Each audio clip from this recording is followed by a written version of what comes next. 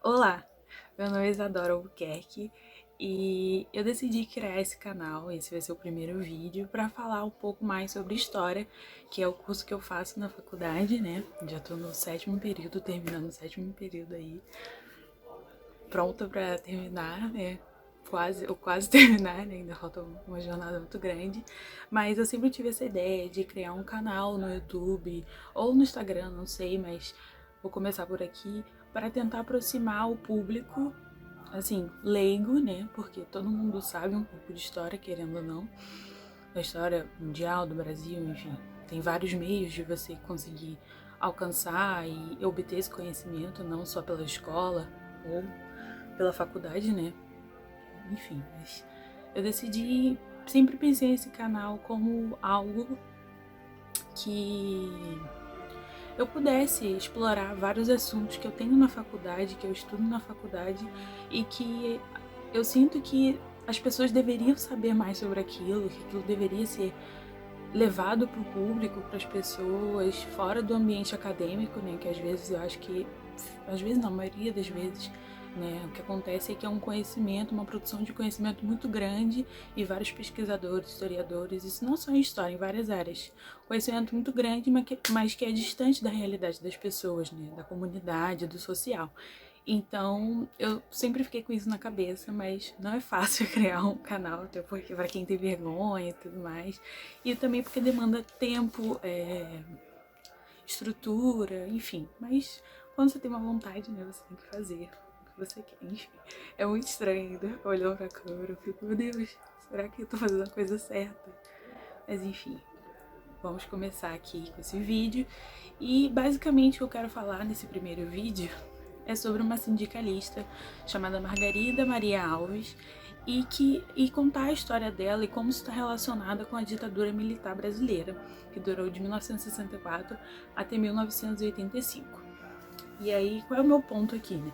Eu quero mostrar com esse vídeo, tentar pelo menos mostrar com esse vídeo, o quanto que a história brasileira é marcada por, claro, violência, terror do Estado, mas não só isso, mostrar que havia luta também, né? Por mais que durante a ditadura teve esse processo, né, de opressão, de morte, perseguição de minorias, líderes sindicais, líderes de movimentos estudantis, negros, população LGBT, e tem vários estudos sobre isso que comprovam isso, né?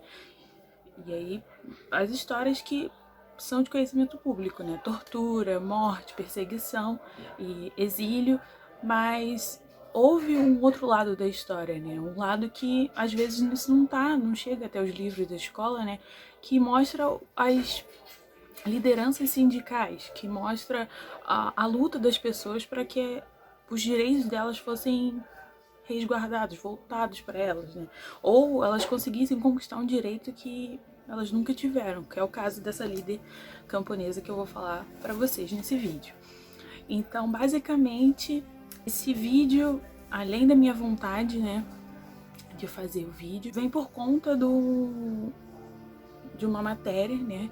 Esse vídeo é a minha avaliação da matéria, é um seminário especial que eu faço com a minha orientadora, Larissa, um beijo, Larissa, e, e da vontade, né, de nós, da comunidade historiadora e tudo mais, de trazer a história pública, né, como eu falei, de aproximar os temas da história com o público, ou seja, fazer uma história pública, né, com uma linguagem mais acessível, um conteúdo mais mastigado para que as pessoas entendam, porque isso é difícil até para quem já está familiarizado com os textos e com as palestras e tudo mais, é uma linguagem muito elitista.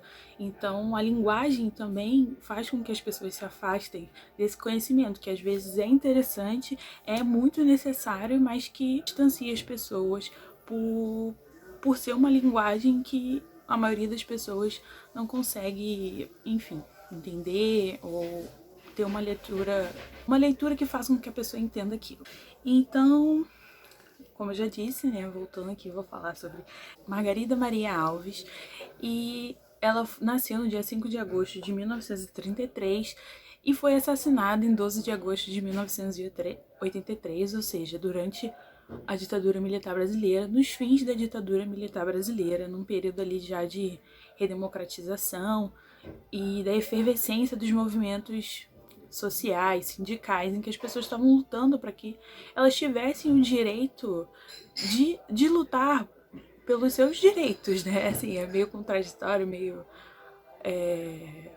redundante falar isso, mas foi isso que aconteceu, porque antes da ditadura militar, que começou, do golpe, que começou em 1964, o que acontecia no Brasil era um movimento de união e proliferação de diversos grupos da sociedade brasileira, trabalhistas, socialistas, movimentos negros também, e de efervescência política, em que a democracia no Brasil, que é uma história bem louca, né? Porque nunca tem uma continuidade da democracia brasileira, né?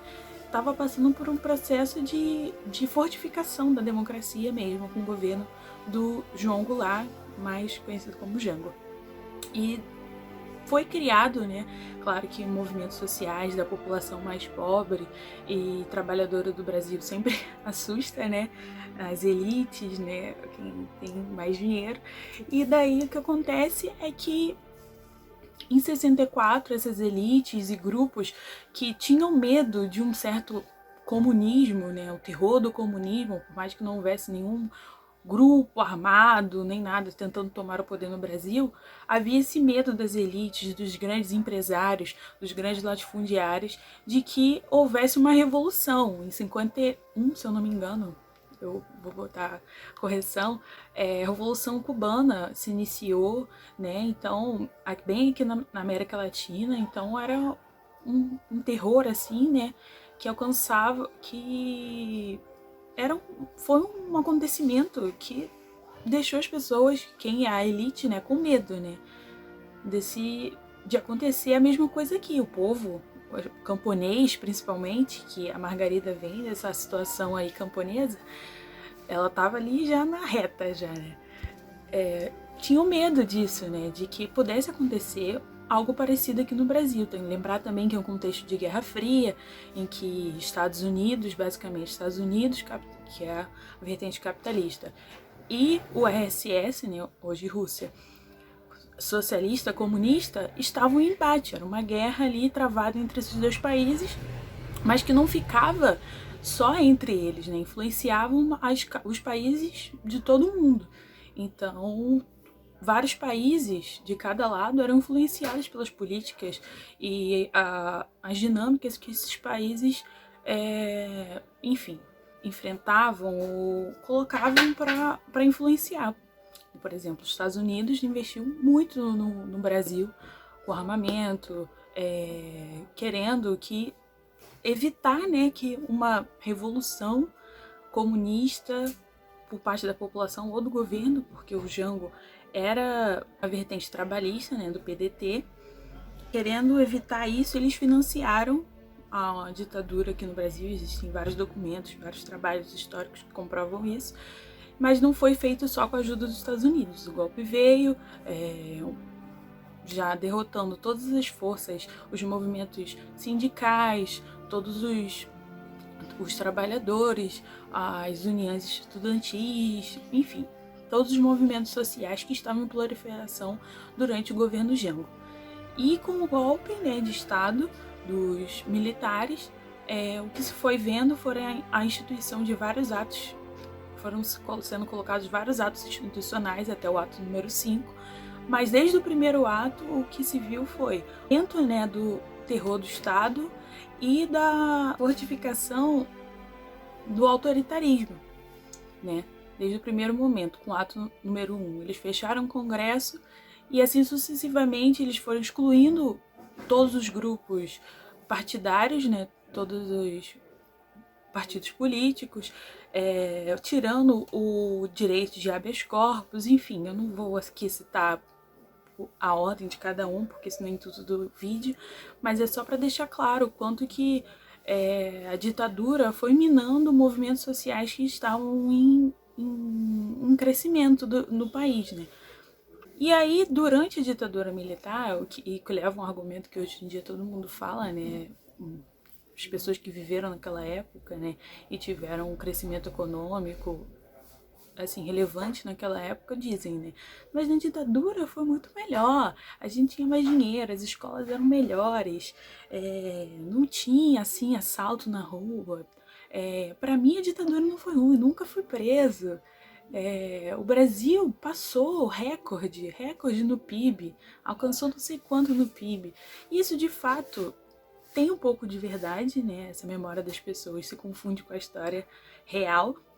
Realmente, durante a ditadura, houve um processo que ficou conhecido como milagre econômico, porque o PIB brasileiro, eu acho que em 71, se eu não me engano, alcançou uma marca inagualável, inagualável no mundo, alcançando quase, acho que 12%, 8%. Vou botar aqui para vocês também.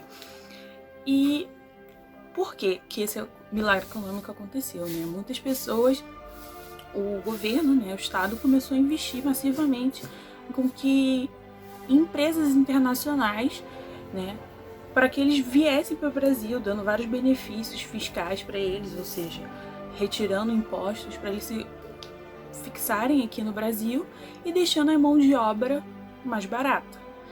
E o que acontece com isso, né? Você tirando os direitos trabalhistas dos trabalhadores, né? Porque o Congresso já havia sido fechado, então eles puderam passar várias leis que, com o Congresso, com partidos políticos e políticos ali ponderando, não passariam. Ou seja, várias coisas foram passadas e aí não tem mais praticamente direito trabalhista durante a ditadura militar no Brasil, ou seja, são quase 21 anos em que os trabalhadores do país, que eram a população, uma parte da população, né, são excluídos. É um crescimento econômico que dura aí uma época muito importante, dura uns bons 3, 5 anos, mas um crescimento econômico que é mais para a elite, a classe média do país, a massa da população brasileira, dos trabalhadores, consegue alcançar um pouco de aumento significativo na sua renda, mas não é algo que se equipara com a renda e o aumento da renda das classes médias. Tem algum problema as classes médias enriquecer? Não, mas o enriquecimento dessas pessoas, desses empresários, né, principalmente não era nem um empresariado nacional, era um empresariado internacional, é pautado em políticas de sonegação, corrupção, enfim. E aí, onde que eu quero chegar com isso, né? Eu quero mostrar que muitas pessoas, durante a ditadura militar, não é como se só durante esse período da história, né, os trabalhadores tivessem sido explorados ou não tivessem sido remunerados da maneira correta, não é isso, mas é mostrar como que a política da ditadura militar favoreceu a camada mais rica da população e dificultou e tirou uma possibilidade das camadas mais pobres de enriquecerem e tudo mais, né?